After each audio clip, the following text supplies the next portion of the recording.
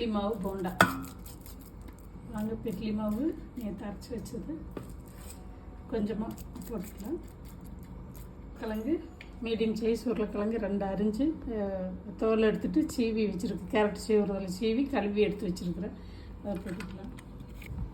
வெங்காயம் 2 பெரிய வெங்காயம், ஒரு குடமிளகா, பூண்டு தட்டி வச்சுருக்குறேன், வரமிளகா 3, கருவேப்பிலை. கொத்தமல்லி கீரை இருந்தால் போடலாம், கொத்தமல்லி தழை இல்லை, அதனால் நான் போடல. நீங்கள் போட்டுக்கிட்டு இருந்ததுதான்.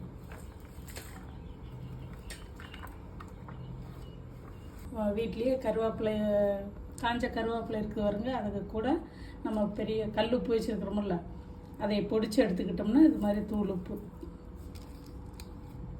மாவு சோட்டா கொஞ்சமாக போட்டுக்கலாம். கொஞ்சமாக ஒரு 2 ஸ்பூன் அளவுக்கு கடலை மாவு போட்டு கொஞ்சம் வரமிளகா போட்டு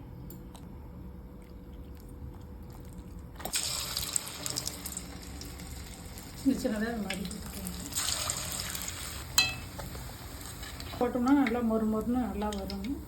பெருசாக போட்டால் உள்ளே சாப்பிட்டா இருக்குது, மேலே மொறுமொறுப்பு இருக்குது. சின்னதாக போட்டோம்னா நல்லாவே இருக்குது, நல்லா மொறுமொறுன்னு இருக்குது. பூ தெரியுற மாதிரி இன்னும் கீழே இருக்குங்க. போகுது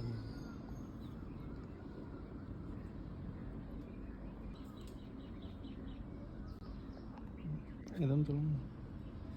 நீங்களும் இது மாதிரி செஞ்சு சாப்பிட்டு பாருங்கள்.